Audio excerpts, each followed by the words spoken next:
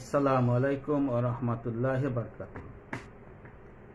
আমি এখন একটা অতি গুরুত্বপূর্ণ ফরজ ইলম সম্পর্কে আলোচনা করার জন্য বসেছি। এই সওয়াবের মুহূর্তে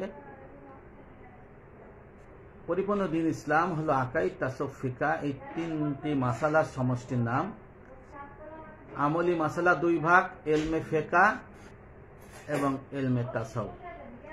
ইলমে ফিকহ হলো ইবাদত, মুআমালাত, আল্লাহর হক, বান্দার হক। আর ইলমে তাসাউফ অন্তর্শুদ্ধিবিদ্যার এই দুই ভাগ, মুহলিকাত, আত্মার মুহলিকাত বর্জন আর মুনজিয়াত অর্জন। মুহলিকাত বর্জনের মধ্যে রয়েছে যেগুলো, তার মধ্যে আছে গীবত হচ্ছে অন্যতম। এই গীবত কিন্তু আপনার জায়েজ আছে, গীবত আবার ওয়াজিব আছে, গীবত আবার হারাম আছে। যদি এই গীবত সম্পর্কে কেউ ইলম না জানে তাহলে মুসলমানের ইমানের গলতি হয়ে যায়। কারণ গীবত করা হারাম আছে, সেই হারাম গীবতকে যদি কেউ জায়েজ ধারণা করে তাহলে আর ইমান থাকে না।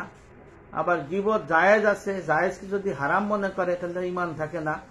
আবার গীবত করা ওয়াজিব আছে, ওয়াজিব গীবত, যে গীবত না করলে গুনাহগার হতে হবে, তাহলে সেটা মানুষ যদি সেটাকে হারাম মনে করে তাহলে সেই গীবতকে যদি ওয়াজিব গীবতকে যদি হারাম মনে করে তাহলে ইমান থাকে না। আসুন জেনে নেই আমরা গীবত সম্পর্কে। কোরআন মজিদে সূরা হুজরাতের 12 নম্বর আয়াতে মহান রব্বুল আলামিন আমাদেরকে জানিয়ে দিয়েছেন যে তোমাদের ভিতরে কেউ যেন কারো গীবত না করে। তোমাদের কেউ কি আপন ভাইয়ের মৃত ভাইয়ের গোশত ভক্ষণ করা পছন্দ করবে? কখনোই করবে না। এটা তো হারাম গীবত।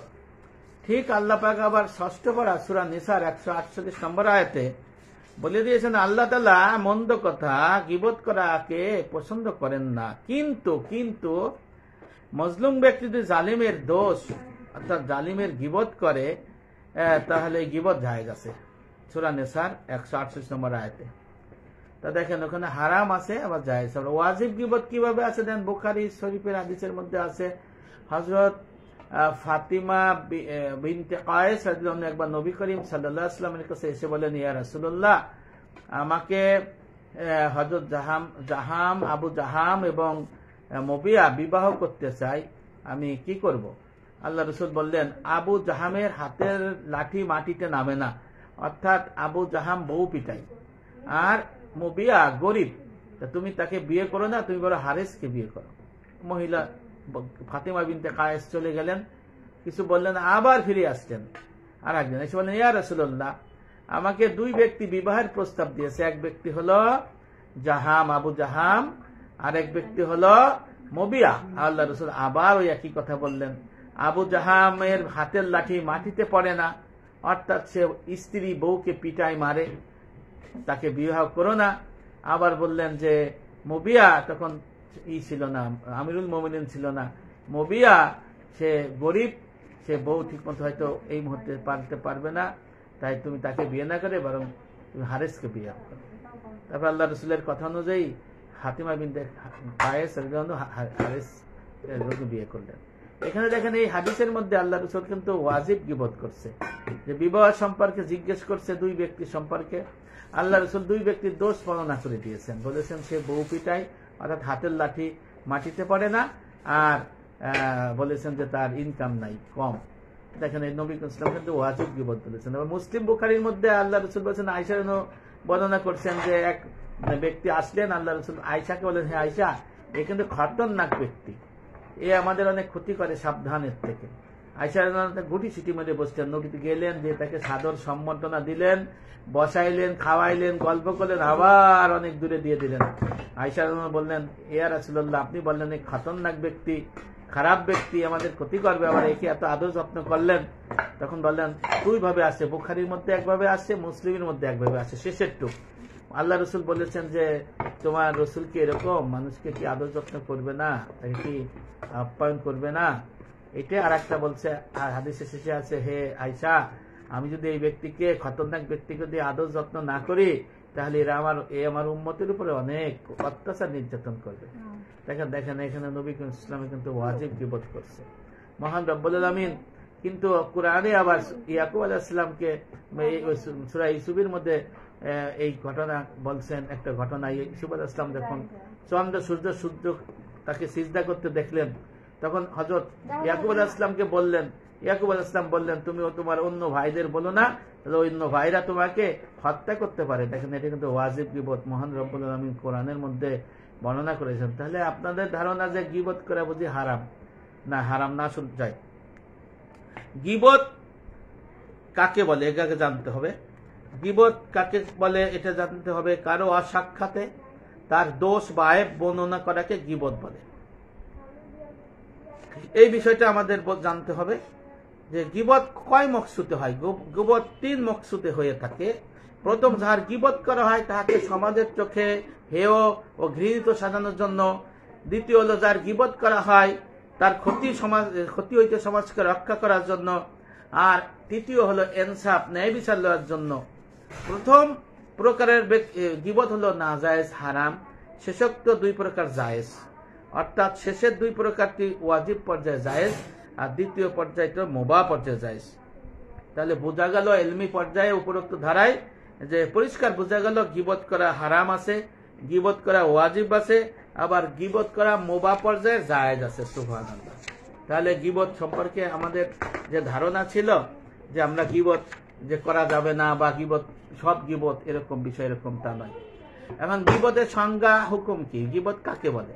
আমি একটু আগে বলেছি, কায়রো অসাক্ষাতে কেউ নাই, তার আয়েব বা দোষ বর্ণনা করাকে গীবত বলে। এই গীবত কাদের হারাম? কাকে সমাজের সামনে অন্যায়ভাবে হেয় বা ঘৃণিত করা, দোষ সাজানোর জন্য যে গীবত করা, এটা হারাম। কাদের গীবত করা জায়েজ? ন্যায় বিচার, ইনসাফ দেওয়ার জন্য জালেমের গীবত করা জায়েজ। গুনাহগার ব্যক্তিকে, পাপিষ্ঠ ব্যক্তিকে, ফাসেক ব্যক্তিকে হক পথে ফিরিয়ে আনার জন্য গীবত করা জায়েজ। কাদের গীবত করা ওয়াজিব? দেখেন, 6 ব্যক্তির গীবত করা ওয়াজিব। এক হলো, বিবাহের পরামর্শ জিজ্ঞাসা করতে হবে, জিজ্ঞাসা করিলে পাত্রপাত্রীর গীবত করা ওয়াজিব। ব্যবসা বাণিজ্য সম্পর্কে পরামর্শ জিজ্ঞাসা করিলে ব্যবসায়ীর গীবত করা ওয়াজিব। আর নতুন বাড়ি নির্মাণ করবে, সে বাড়ি নির্মাণের জন্য কারো কাছে পরামর্শ জিজ্ঞাসা করিলে হামসায়া বা প্রতিবেশী যদি খারাপ হয়, তার গীবত করা ওয়াজিব। আবার গোমরা আলেম যারা নাকিস আলেম হলো যিনি ইলমে ফিকহ শিখলে, ইলমে তাসাউফ শিখলে না, সে হলো ফাসেক। আর যিনি ইলমে ফিকহ এবং ইলমে তাসাউফ উভয় ইলমের অধিকারী হলো, তিনি হলো আলেম। তো যিনি ফাসেক আলেম, এই ফাসেক আলেম যে অল্প জ্ঞানের অধিকারী আলেম, হ্যাঁ, এই ধরনের আলেমদের দ্বারা ভুল মাসলার জন্য দেশ সমাজ ইসলাম নষ্ট হয়ে যাচ্ছে, ধ্বংস হয়ে যাচ্ছে, এদের গীবত করা ওয়াজিব। গোমরা পীরের দ্বারা সমাজ নষ্ট হইতেছে, এই গোমরা পীরের গীবত করা ওয়াজিব। যে পীর সিজদা নেয়, মাজার পূজা করে, নারী পুরুষ নিয়ে একসাথে বাদ্যযন্ত্র করে, গান বাজনা করে, আবার ইলমে তাসাউফকে ফরজে আইন বলে স্বীকার করে না, এই গীবত করা, এই ব্যক্তির, এই পীরের গীবত করা ওয়াজিব। কারণ এই পীরের কাছে গেলে মানুষ গুমরাহ হয়ে যায়, শরীয়তের সুন্নাহ মোতাবেক চলে না, আল্লাহর আদেশ মোতাবেক চলে না, নিজে মন গড়ানো জিনিস দিয়ে চালায় এবং জিকিরকে ইলমে তাসাউফ বলে চালায়, বাস লাফালাফি করে মনে করে যে আল্লাহর জজবা তৈরি হয়েছে, এরকম মানুষের মধ্যে সাজায়। এই ধরনের পীরের গীবত করা ওয়াজিব। রাবির দোষ, অর্থাৎ রাবি হলো হাদিস বর্ণনাকারী, এই রাবির দোষ বর্ণনা করা ওয়াজিব। তাহলে পরিষ্কার বোঝা গেল 6 শ্রেণীর ব্যক্তির গীবত করা ওয়াজিব। এই 6 শ্রেণীর গীবত যদি আপনি না করেন, তাহলে আপনি ওয়াজিব তরকের দায়ে ফাসেক হবেন। আর ফাসেককে আল্লাহ সত্যপথ দেখান না, আর ফাসেকের গুনাহ অনেক মারাত্মক, জাহান্নামের মধ্যে যাবে। এখন গীবত কয় কারণে হয়?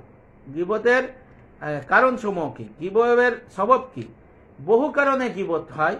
মোট 11টি কারণ আমি বলবো, তার মধ্যে 8টা সর্বসাধারণ জন্য আম, আর 3টি দিনদার, ইমানদার, কামেল মুমিন এদের জন্য খাস। তাহলে 1 নাম্বার কি কারণে গীবত হয়?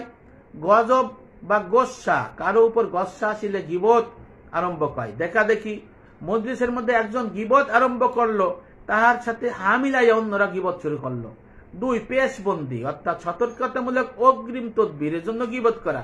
যেমন এক ব্যক্তি মনে করলো যে অমুক ব্যক্তি যখন আমার গীবত করিবে তখন আমি তার গীবত আগেই করে দিই।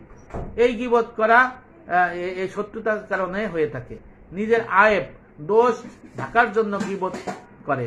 এক ব্যক্তি বলল আমি যখন দোষের কাজ করিয়াছি তখন আমার দ্বারা অমুক অমুক ছিল, এই গীবত করা। তারপর নিজের ফকর প্রকাশ করার জন্য গীবত করা, যেমন এক ব্যক্তির একজনের আয়েব বর্ণনা করিয়া নিজের কামালত প্রদর্শন করা।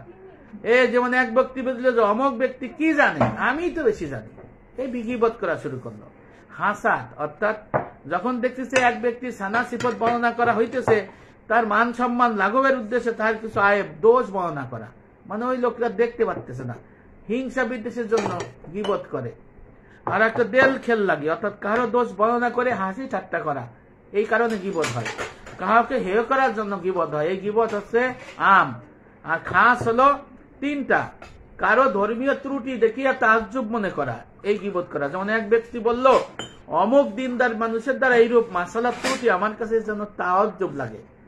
কাহারো খাতা কসুর দেখিয়া দয়া প্রকাশ করা এবং গম করা যে অমুকের উপর আমার দয়া লাগে, আফসুস লাগে, আফসুস লাগে। কাহারো ধর্মীয় ত্রুটি দেখিয়া গোসা প্রকাশ করা, এই 11 কারণে গীবত হয়। শেষের 3টি হলো দিনদার ইমানদার লোকদের খাস। এখন গীবতের আলামত কি, কি কারণে আপনি বুঝবেন আপনার মধ্যে গীবত আছে? একটা কারণ মনে করবেন, পরের দোষ বা পরের আয়েব বর্ণনা করিতে মনে চাই, দেলে চাই, একে গীবত বলে। গীবতের এলাজ কি? যখন গীবত করা হয় তখন দেখা উচিত এই গীবত কি গীবত, হারাম গীবত, জায়েজ গীবত না ওয়াজিব গীবত। যদি হারাম গীবত হয় তাহলে এই গীবত মুখে আনবেন না। জায়েজ গীবত হইলে আর ওয়াজিব গীবত হইলে এই গীবত করবে। হারাম গীবত যদি করে তাহলে কি হবে? প্রথম আসমান থেকে ফেরেশতা যখন মানুষের আমলনামা নিয়ে আরশে আজিমের ওখানে নিচে ইল্লি নিয়ে যাবে, তখন এই প্রথম আসমানে ফেরেশতা এই হারাম গীবতকারীর আমলনামা উঠতে দিবে না।